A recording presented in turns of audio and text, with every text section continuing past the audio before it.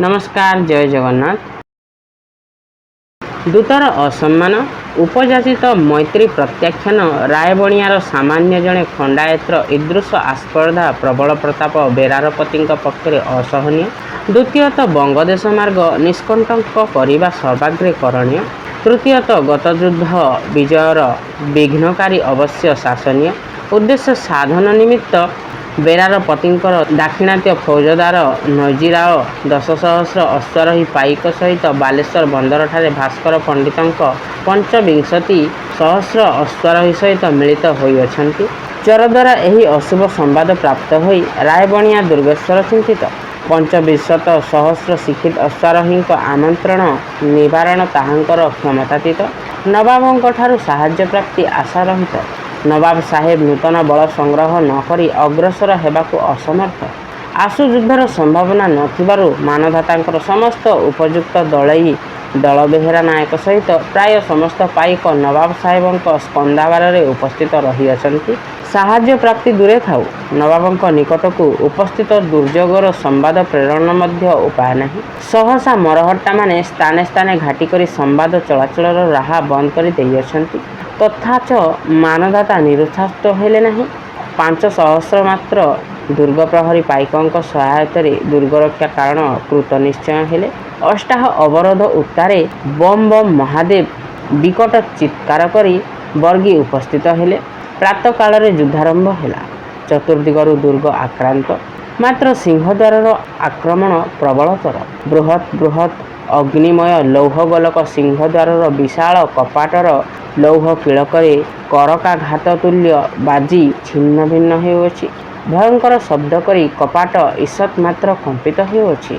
असंख्य गोलक पाषाण प्राचीरर पाददेशस्थ मृत प्राचीर प्रोत्थित होई जाउछि। 3 दिवस व्यापी युद्धरे दुर्गर कौनसी प्रकार अनिष्ट घटिला नहीं। खंडायत माने परीक्षा कूलवर्ती बाउंश मुचारू पाददेशर अंतराल शरीर आच्छन्न करी अस्त्रचालना करिबारु सेमानंक पक्षरे अपचय घटिला नहीं। बर्गी वर्ग भूपतित होउछन्ति। बर्गी सिंहद्वार ठारे एपरी उत्साह एपरी साहस सहित आक्रमण करुछन्ति जे अर्ध क्रोशव्यापी भूमि शवराशि परिपूर्ण हो गलानी। भ्रूक्षेप नास्ति, आक्रमणर त्रुटि नहीं। धारावाहिक रूपे 3 दिवस पर्यंत संग्रामर विराम नहीं।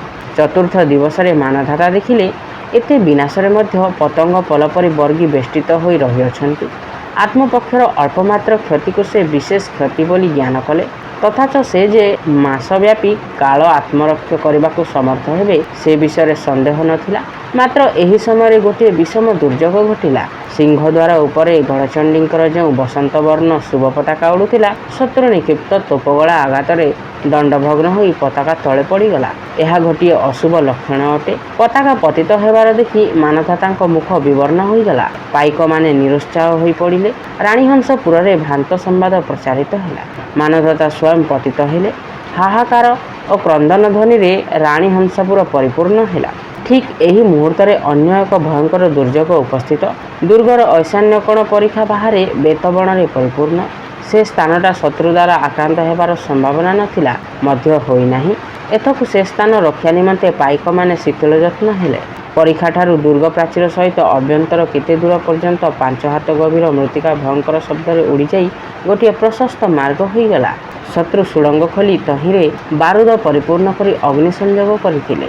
मरहट्टा संगे संगे जलस्रोत करी बम बम महादेव चित्कार करी दुर्ग मध्य प्रवेश कले। महादेवी क्रंदन त्याग करिअछन्ति। वीर नारी परि शत्रु आगमन बेले अनाई देखिले। मुहूर्त मध्य तांक मनरे उदय हैला आउ कि सकाशे जीवन। जीवनेश्वर जाइअछन्ति। अवशेष कि धर्म नष्ट हेब। गड़चंडी देवी को प्रणिपात पूर्वक देवी धंडामाल गलारे लंबाई बेंट पोखरी प्राण त्याग कले। अनेक अनेक परिजन मध्य तांकर अनुगामिनी हेले। दुर्ग अभ्यंतर दुर्योग मानधाता उपस्थित हेला। दल बेहेरा हस्तरे सिंहद्वार रक्षार भार दे दुर्ग मध्य उपस्थित हेले। सती महादेवी चरमगति विषय कर्णगोचर हेला।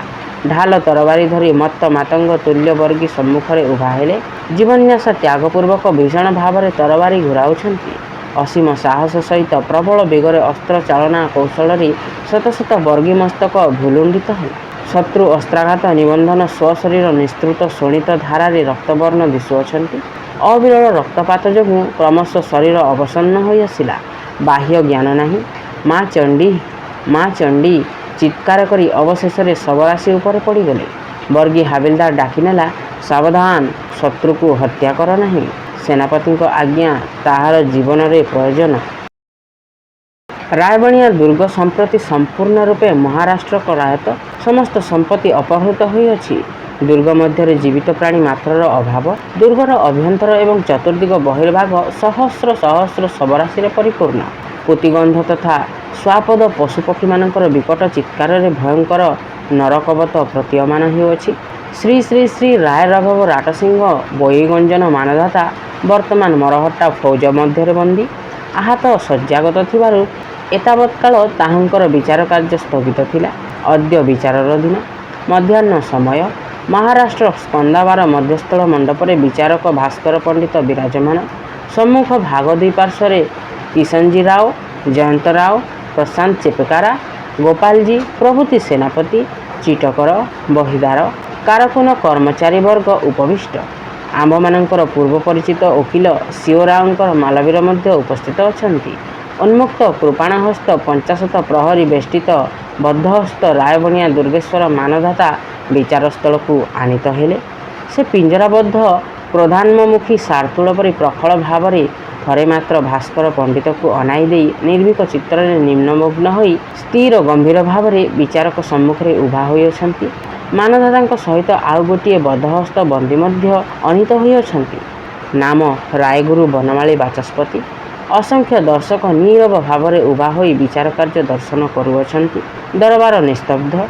ରାଜକୀୟ ଅଭିଯୋକ୍ତା ଓକିଲ ଗଣପତ ରାଓ ବୁଝାଇ ଦେଲେ, ରାୟବଣିଆଗଡ଼ର ଖଣ୍ଡାୟତ ରାଘବ ରାଟସିଂହ, ଶୁଣ, ତୁମ୍ଭେ ରାଜଦ୍ରୋହୀ ମହାମହିମ ମହାରାଜ ଶ୍ରୀମାନ ବେରାର ଅଧିପତିଙ୍କ ପ୍ରେରିତ ଓକିଲକୁ ଅସମ୍ମାନ କରିଅଛ। ବିଧର୍ମୀ ଯବନ ସହିତ ମିଳିତ ହୋଇ ରାଜକୀୟ ସୈନ୍ୟ ବିପକ୍ଷରେ ଅସ୍ତ୍ର ଧାରଣ କରିଅଛ। ତୁମ୍ଭକୃତ ଅପରାଧର ବିଚାର ହେବ। ଏଥିରେ କି ଉତ୍ତର ଅଛି? ଦିଅ। ଦସ୍ୟୁତୁଲ୍ୟ ବନ୍ଦୀ ଏବଂ ଅସମ୍ମାନ ସୂଚକ ଭାଷାରେ ସମ୍ବୋଧନ କରାଯିବାରୁ ମାନଧାତାଙ୍କର କ୍ରୋଧ ଏତେ ଦୂର ଉଦ୍ବେଳିତ ହୋଇ ପଡ଼ିଥିଲା ଯେ ସେ ଉତ୍ତର ଦେବାକୁ ଅସମର୍ଥ ହେଲେ।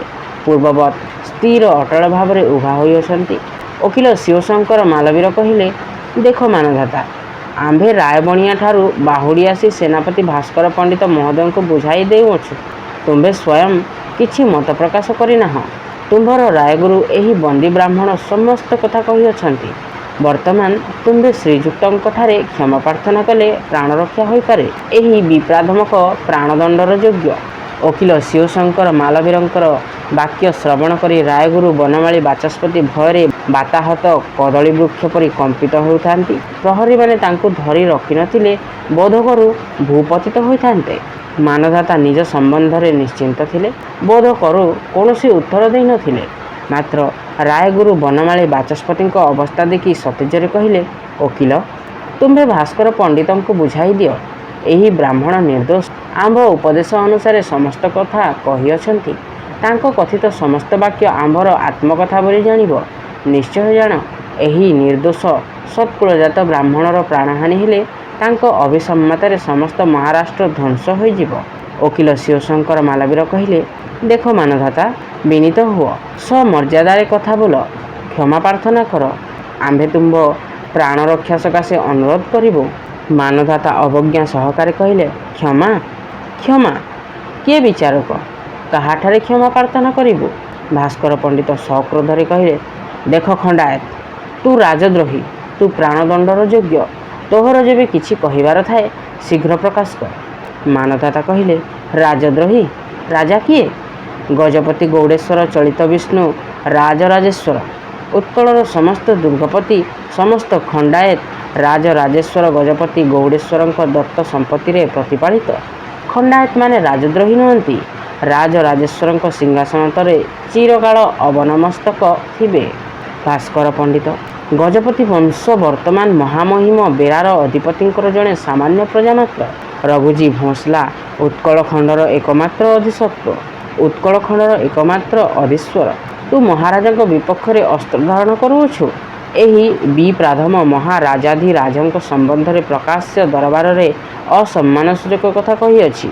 2 ଜଣ ପ୍ରାଣଦଣ୍ଡର ଯୋଗ୍ୟ ମାନଧାତା। ଶୁଣ ଭାସ୍କର ପଣ୍ଡିତ, ଭାରତ ଖଣ୍ଡସ୍ଥ ସମସ୍ତ ନରପତିଙ୍କ ମୁକୁଟମଣି ମହାମହିମ ଗଜପତିଙ୍କ ପୁଣ୍ୟଭୂମି ଛାରଖାର କରିଦେଲଣି। ଅସଂଖ୍ୟ ଶିଶୁ ହତ୍ୟା, ଅସଂଖ୍ୟ ନାରୀ ହତ୍ୟା କରିଅଛ। ବର୍ତ୍ତମାନ ଏହି ନିର୍ଦ୍ଦୋଷ ବ୍ରାହ୍ମଣର ରକ୍ତପାତ କଲେ ସର୍ବଶକ୍ତିମାନ ପ୍ରଭୁଙ୍କଠାରୁ ଉଚିତ ଶାସ୍ତି ପ୍ରାପ୍ତ ହେବ। ଭାସ୍କର ପଣ୍ଡିତ ସହ୍ୟ କରିପାରିଲେ ନାହିଁ। ଅତ୍ୟାଚାରୀଠାରେ ତତ୍କୃତ ଅତ୍ୟାଚାର କାହାଣୀ କଥିତ ହେଲେ ତାହାର କ୍ରୋଧ ଜାତ ହେବା ସ୍ୱଭାବିକ। ତାହା ସହିତ ପୁଣି ପବିତ୍ର ସର୍ବଶକ୍ତିମାନ ପ୍ରଭୁଙ୍କ ନାମ ଉଚ୍ଚାରଣ ନିତାନ୍ତ ଅସହ୍ୟ।